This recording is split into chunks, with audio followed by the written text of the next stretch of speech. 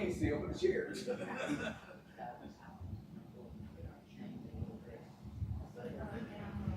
How are you doing? I'm doing great. Hey, come on. Hi. You smell it? Yeah. Enjoying this beautiful weather. Enjoying this beautiful weather. I know. Can you believe it's November?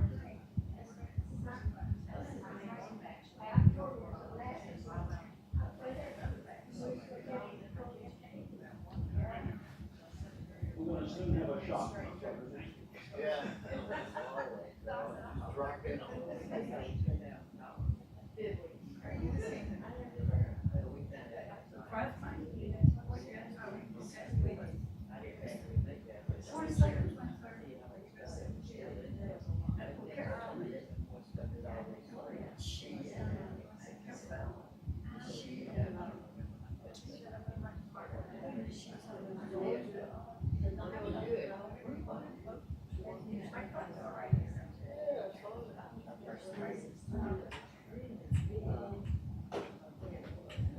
Let's vote on it. I think you're right. Oh, bad.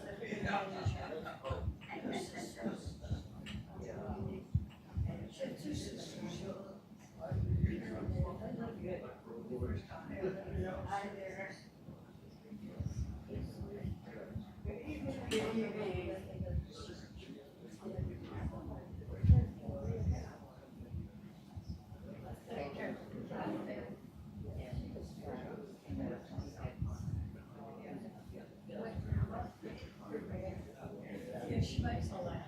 She's good here. But she's all It's on YouTube. They videos on YouTube. Yeah. I'm gonna send her a link from it, so she can see you.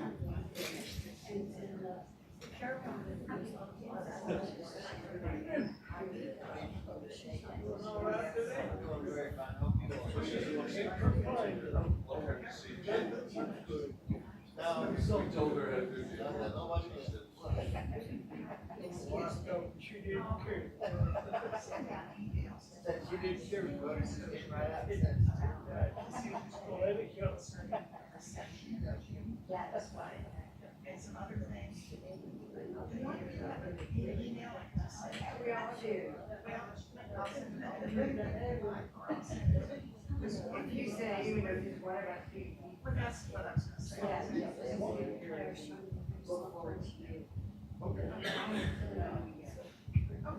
Yes, go. I understand the feeling. Yeah. How are you?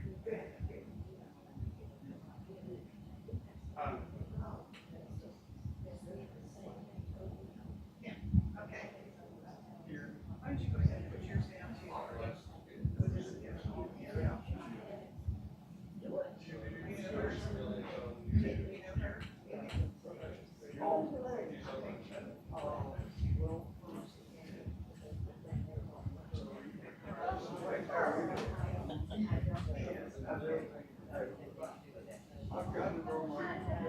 That's all right.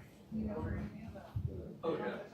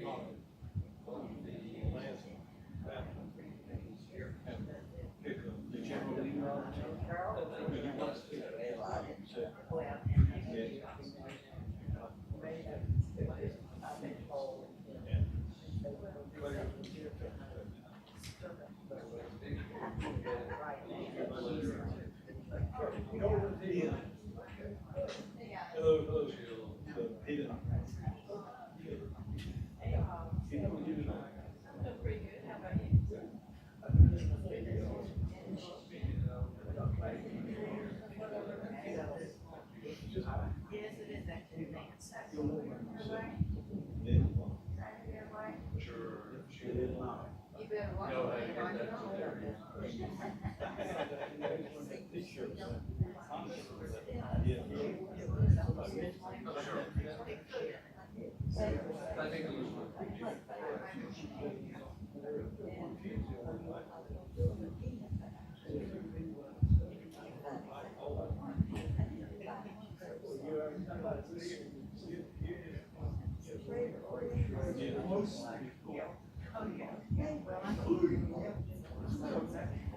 So they can do a group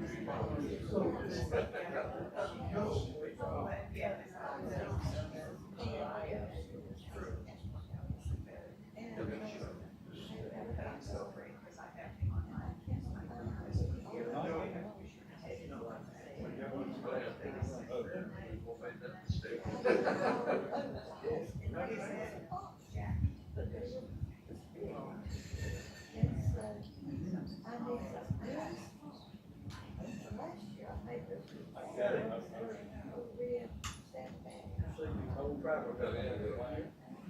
This morning, so. That's it, so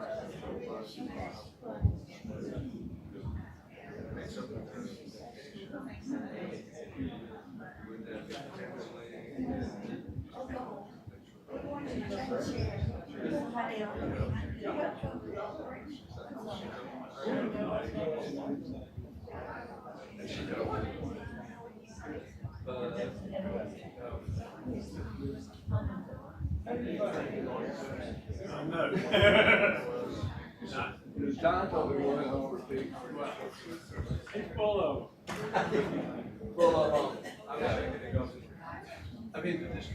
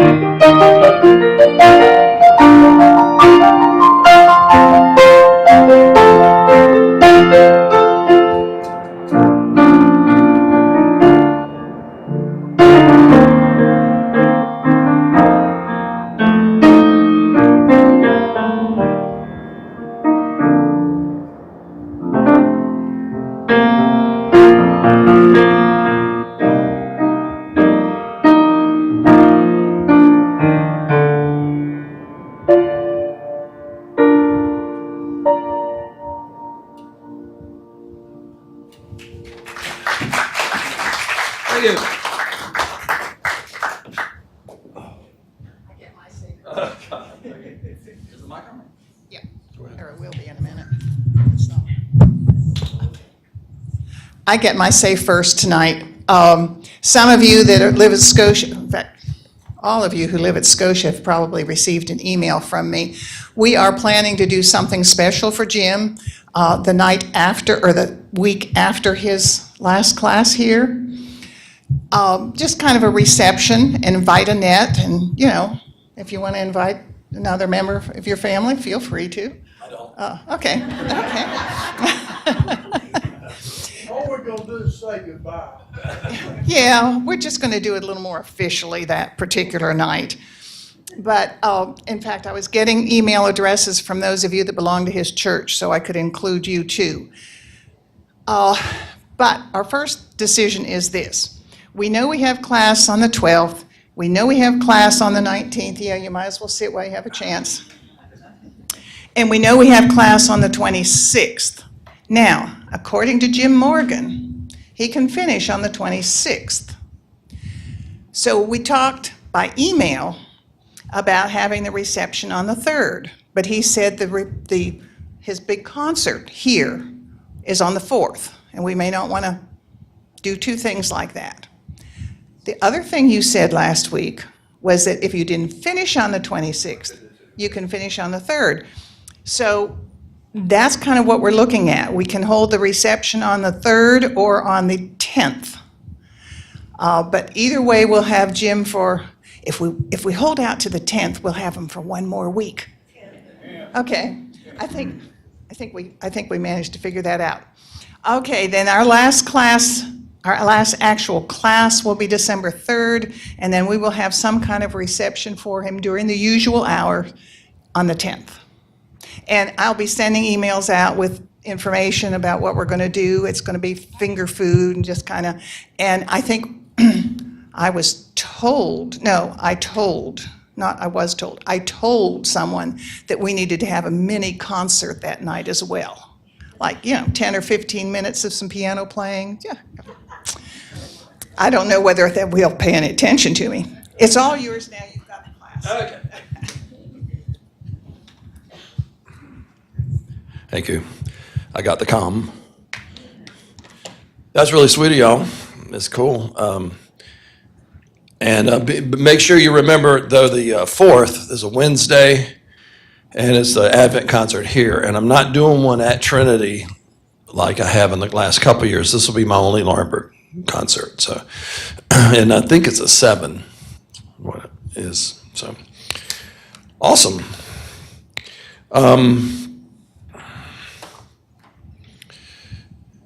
I've had several of you tell me some lawyer jokes.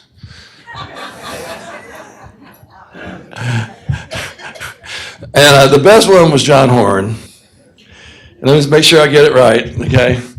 And the question is, what's the difference between God and a federal judge? And the answer is, God doesn't think he's a federal judge. Get it?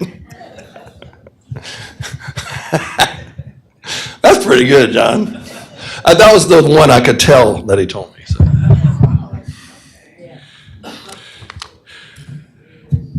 Okay, let's begin with prayer. Dear Lord, thank you so much for this group of friends and fellow Christians. Thank you that we have been able to walk this pilgrimage together, and for the time we have left. Thank you for Paul and his journey and his faithfulness. Thank you for Luke and his faithfulness of writing it all down. And help us to be guided and fed by this study tonight. In Jesus' name, amen. All right, Doug and Claire. How about a hand for Doug and Claire? They've been so faithful handing out these things. Oh, I do have something from last week. I was telling you about. I was like, well, it's in the Bible. You don't have to have this one. Here it is. Here it is. Who needs 24? Oh, it's Lily. You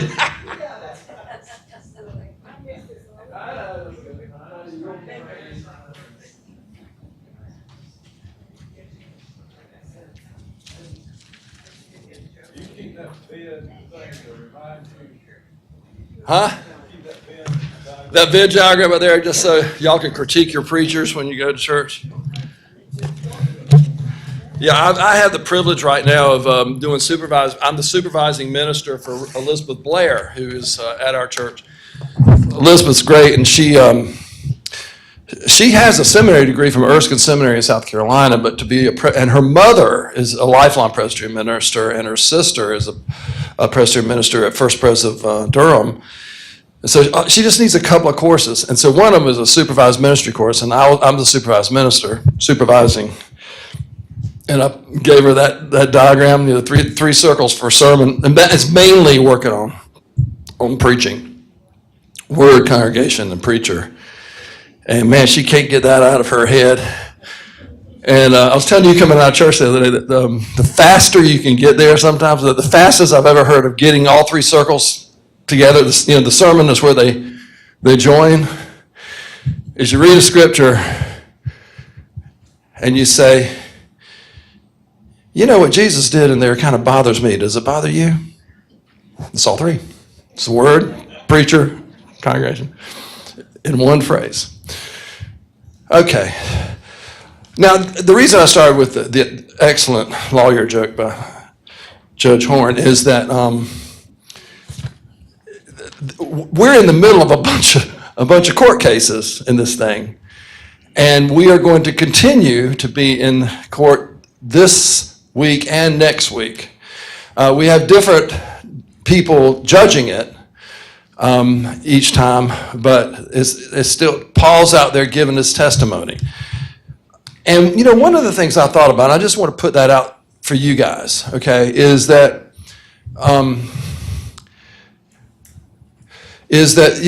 when people accuse you, it's easy to kind of get down and frustrated, and or some people may just not ever take up for themselves at all and just let it roll, And I think it's instructive that Paul, he testified for himself and he argued against these unjust charges, and in a very intelligent way. Because back in those days, he was, remember at the end, he was in prison for 2 years. This guy Felix put him in prison, and he was kind of hoping to get a little money. Kept visiting him, hoping to give him some money. Paul didn't have any money. And then Felix got in trouble for letting Gentiles in Caesarea have a advantage in killing Jews, and the Jews took him to Roman provincial court, and then he was dismissed, and he was almost executed. But his brother was really close to Nero, and so his brother got him off. But I just want to make the point that it's okay to stand up for yourself, okay? And it's okay. And the interesting thing about it is that when Paul is standing up for himself, without even realizing it, he is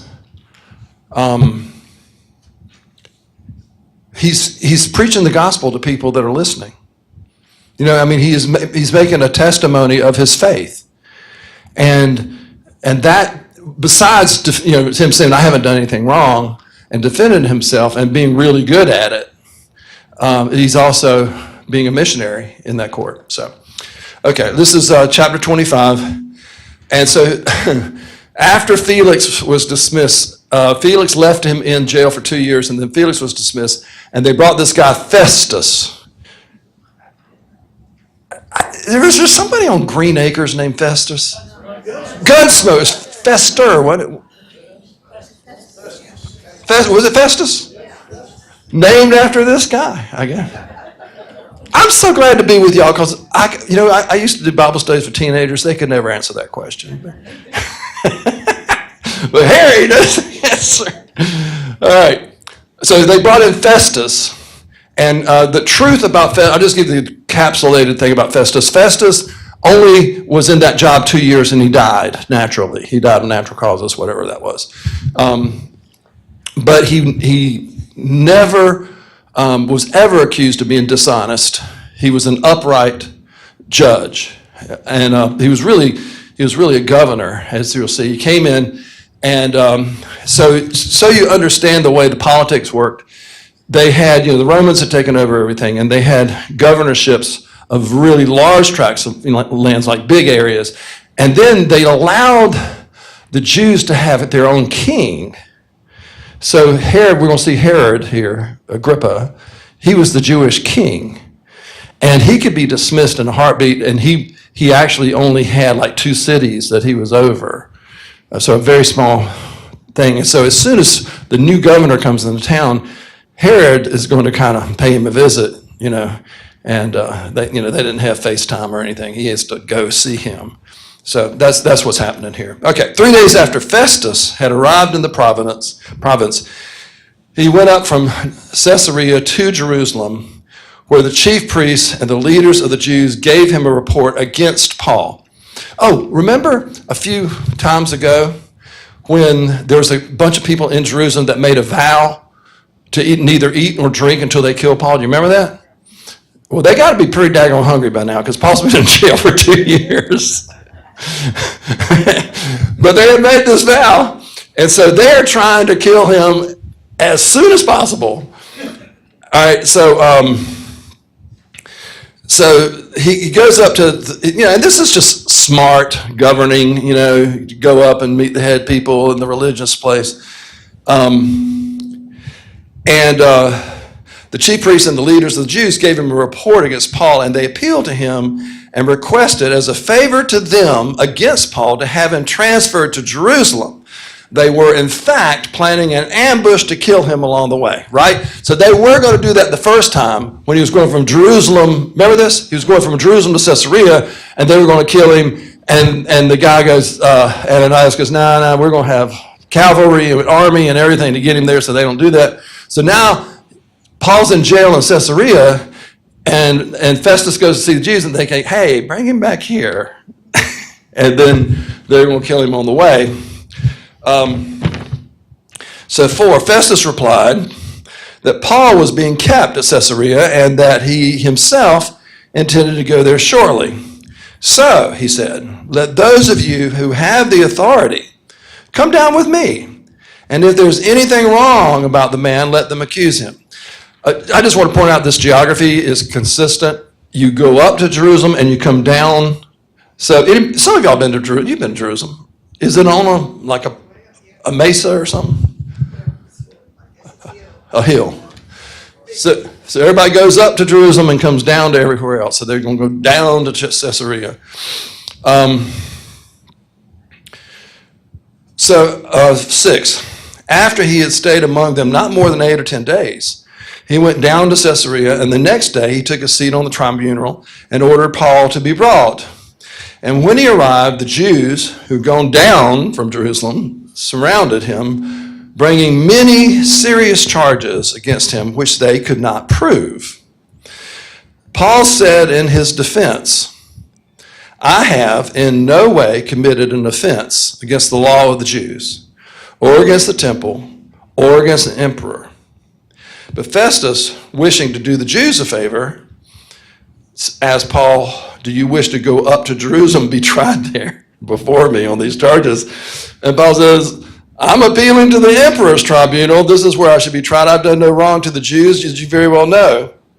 Now, if I'm in the wrong and have committed something for which I deserve to die, I'm not trying to escape death. But if there's nothing to their charges against me, no one can turn me over to them. I appeal to the emperor. So Paul's pretty cagey here. He's like, he knows even if Festus is presiding over a trial in Jerusalem, he's got to get safely to Jerusalem. And there's plenty of time in Jerusalem where they ain't watching. And they're going to kill him. So Paul doesn't have a death wish here, folks. He is trying very hard to stay alive and defend himself. The other thing I wanted to kind of point out is the three things they're talking about. Paul says, this is 8, back in 8, he says, I have in no way committed an offense against the law of the Jew or against the temple or against the emperor. So they were accusing him of those three things, that he had committed an offense against the law of the Jews and against the temple and against the emperor. And the last two were definitely lies. He hadn't done anything wrong to the emperor or the temple. Now, he has, he has, in their eyes, committed an offense against the law because they had this circular argument set up that the Messiah is coming and we need to be looking for the Messiah. But if anybody says he's the Messiah, that's blasphemy. You see how you can't win that argument. That we're looking for the Messiah, but if he says he's the Messiah, that's blasphemy because that's saying he's God. And that's what got Jesus killed. And Paul is saying all the prophets are pointing to the Messiah coming, and he came. And his name is Jesus of Nazareth, and I met him as one untimely born. I met him on the road to Damascus. And that's what sends the Jews into absolute fits that he's saying that the Messiah has come. It is also what is converting people as he leads them through the scriptures. But Jesus said, those who testify me will be dragged before kings. Remember, Jesus said that. And so Paul is being dragged before kings. But I just want to point out there's three charges that they're leveling against him, and 2 were lies, and 1 was just a different matter of theology, I guess you'd say. So anyway, he appeals to the emperor. Verse 12. Then Festus, after he had conferred with his council, replied, you have appealed to the emperor you will go. After several days passed, King Agrippa and Bernice arrived at Caesarea to welcome Festus. All right, that's what I was talking about. They got to go see this guy because he's the new governor, and they're very tenuous. Bernice,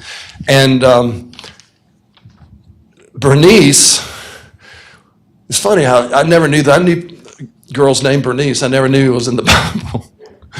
But Bernice was the sister of Felix's wife, Drusilla, and she's married to Agrippa. So they come to welcome Festus, and since they're staying there several days, Festus laid Paul's case before the king, saying, there is a man here who was left in prison by Felix, and when I was in Jerusalem, the chief priests and the elders of the Jews informed me about him and asked for a sentence against him.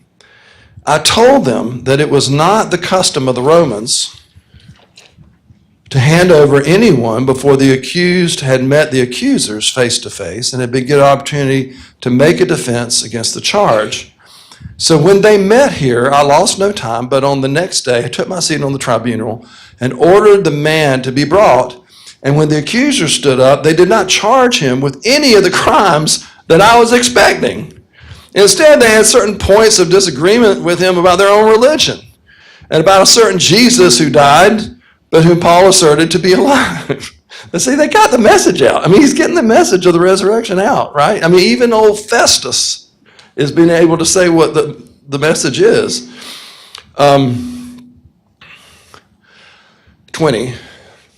Since I was at a loss how to investigate these questions, I asked whether he wished to go to Jerusalem and be tried there on these charges. But when Paul had appealed to be kept in custody for the decision of his imperial majesty, I ordered him to be held until I could send him to the emperor.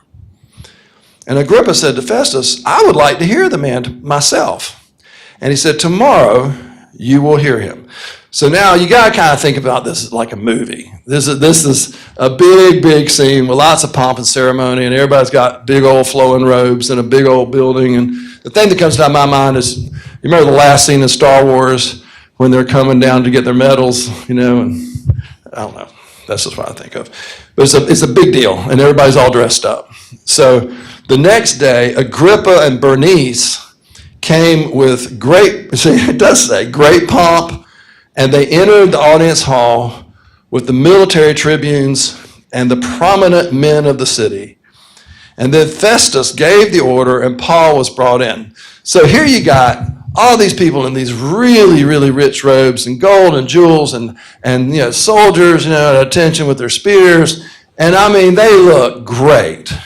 And then they pull this guy in who's bound in chains and, hadn't had a change of clothes in 3 years. He can't look very good, And, and it's like you can make you can make a judgment on that, on just how he looks.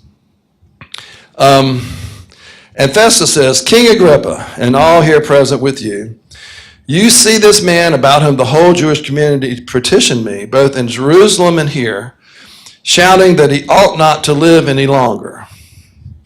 But I found that he had done nothing deserving of death. And when he appealed to his imperial majesty, I decided to send him. But I have nothing definite to write to our sovereign about him. Here's the thing. To send a guy back to Rome, to the emperor, to be tried, you got to write something. So you got to accuse him of something. And all these things the Jews are saying doesn't make a bit of sense to Romans. The Jews are all upset about him saying there's a resurrection. And so Festus is, and you remember the one thing about Luke writing Luke Acts to Theophilus, that he is trying to show the Roman government that Christianity is compatible with the Pax Romana, is compatible with Roman justice. And so these people, most of the Romans, governors and everything, are admirable people. And they do justice. And this guy Festus, he is absolutely just in what he does. He really kind of saves Paul from the unjust Jews. But I just want to remind y'all, because I know McQueen will tell me afterwards, so I have to tell y'all that remember Theophilus. He's writing to the Romans so they can think of Christianity as being compatible with the Roman religion. And so he says, I decided to send him, but I have nothing definite to write to our sovereign about him. And therefore I have brought him before all of you, and especially before you, King Agrippa, so that after we have examined him, I may have something to write. For it seems unreasonable to send a prisoner without indicating the charges against him. That makes perfect sense. So you see where Paul is in this thing, is they are detaining him and having him speak again, not to pass judgment this time, but to fill in some kind of form that they can send up to Rome, and then he can, and it's got all the dots and I's dotted and the T's crossed, and that's what they need. So it's really, and that's what it is. So the next chapter, as I'm sure you all know, is Paul talking before these people. And but I wanted to say one more thing, and it's okay with me if we get out early tonight because of the election. And if I start playing and you want to go home, go on home. I'm going to play one more thing. If you don't like it, go. Just go get to your TV. But some of you were here when we did a Bible study in Romans. And Romans is different from all of Paul's letters because it was not to a place he had been before. And so, Philippians, he established that church and he was fretted over them like a pastor would fret over them. Ephesians, the same way. Galatians, the same way. But Romans, he wanted to go to Rome.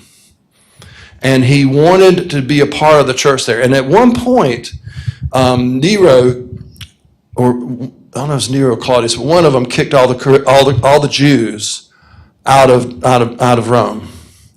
And so, do you remember Priscilla and Aquila that Paul stayed with? Right. So, in the book of Romans, he mentions Priscilla and Aquila that they are in Rome, so he knows them. And he had a little bit. Remember, he had a business with them. They made tents, and he was a tent maker. So that was kind of a means of gainful employment. But Romans, if you want to read it, man, it's a great book. It is Paul's, what's a better word? It's Paul's testimony of what he believes. It's a summation of his theology. And that's why it's not addressed to any situation. Like in the Corinthians, they're all sleeping with the Corinthian prostitutes and these guys, I can't believe you're doing that. There's none of that stuff in Romans. Romans is, here is the gospel of Jesus Christ. And that's why there's so many great quotable quotes in there.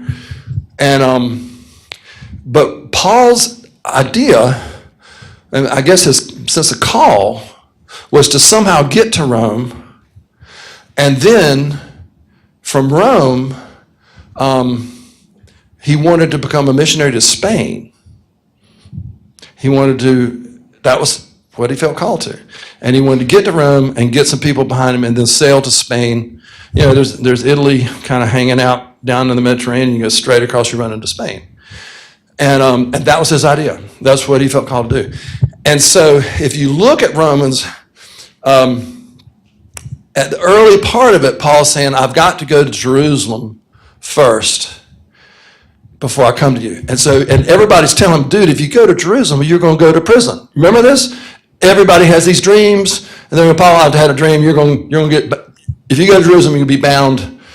And, Paul typically is not going to listen to him, and he didn't, and he got bound and everything. But now he's figured out, this is all subtext, but I really think it's true.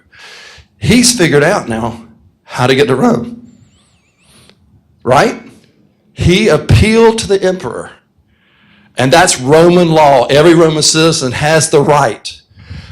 So the Roman government's got to take him to Rome. It's amazing. I mean, it doesn't say that, but that's what happened. That Paul, he had 2 years in jail to figure this out. I can get to Rome by appealing my case to the emperor. And that's what he does. And so if you read ahead in the next few chapters, the next chapter is Paul's testimony, whatever you want to call it. Testimony is what you use in court, right? It's not just a Christian thing. Okay. So it's Paul's testimony in court. And then the sentence at the end of it is that Festus goes, wow, he could have been set free if he hadn't appealed to Rome. But Paul wanted to go to Rome. And then the next part of it gets back into a travel log again. They get on a boat and stuff happens. I'm not going to tell you what happens, but read it. It's cool. And so I think that last chapter that we're saying is so long. This chapter is pretty short. How many verses is this? 27. I mean, that's short. Last week's was about the same thing. But I had my big announcement last week, so it took up a lot of time. But that last chapter, we could probably divide it into two, because it's the journey from Caesarea to Rome, which is a lot. So, We have a map. do you want a map, Jim? Okay, I'll see if I can get a freaking map.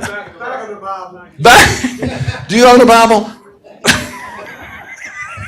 It's probably in there. I mean, it's basically, he's going from what is now, Israel to Italy. Y'all know where Italy is? Okay, that's where he's going. But I'll get something. There's no question that you are dividing it into two. Yeah, I will divide it into, because it is long. I mean, it's 60-some verses. So, yeah.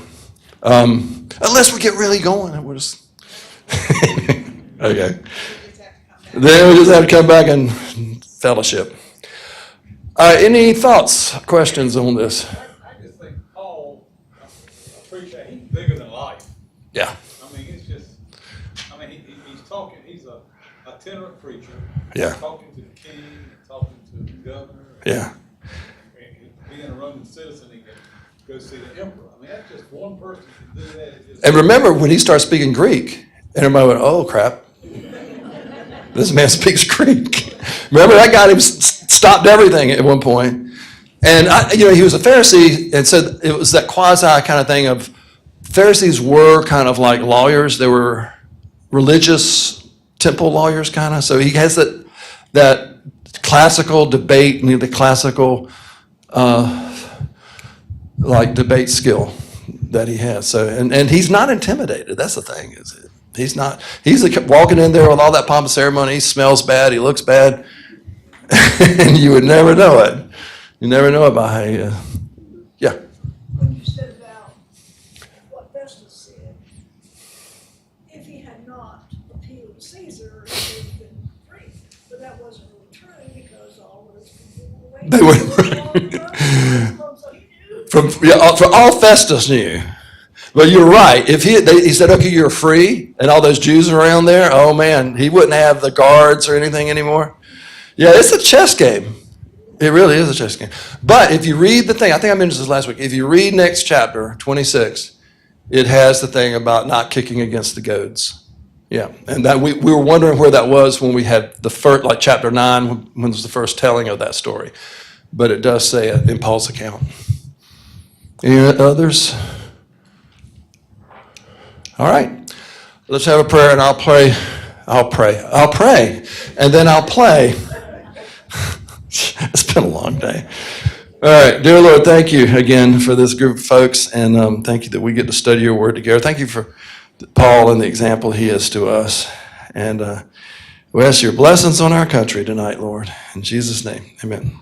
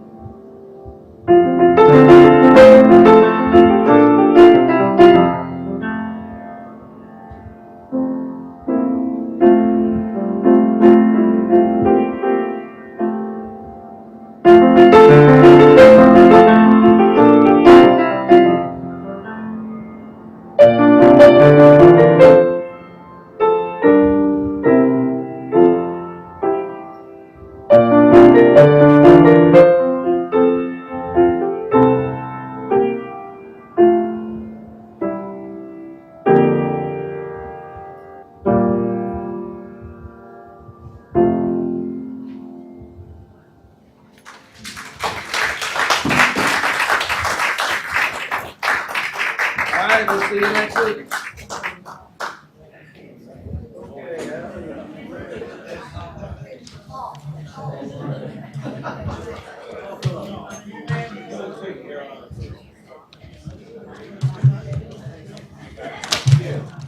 Yes, sir.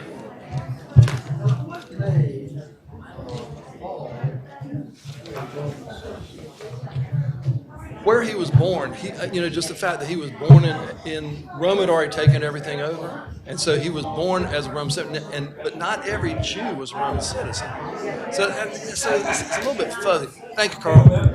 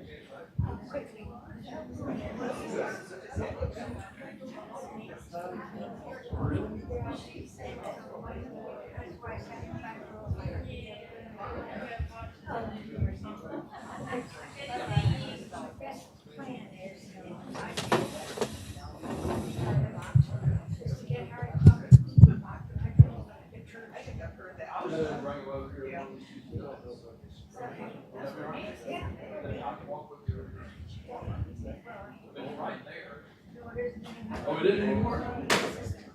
Oh, okay. Well, I'll give him a hair. Yeah, But I'll bring him to church, I'll try to. okay. All right.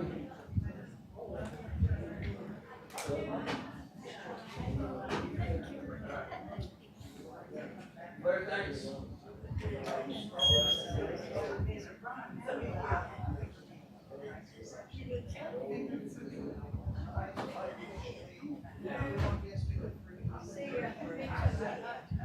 Yeah, and that'll kind of take the pressure off that last chapter. Yeah. You know, I think that'll work. Plus, like you said, the issue explained that. yeah, that's fine.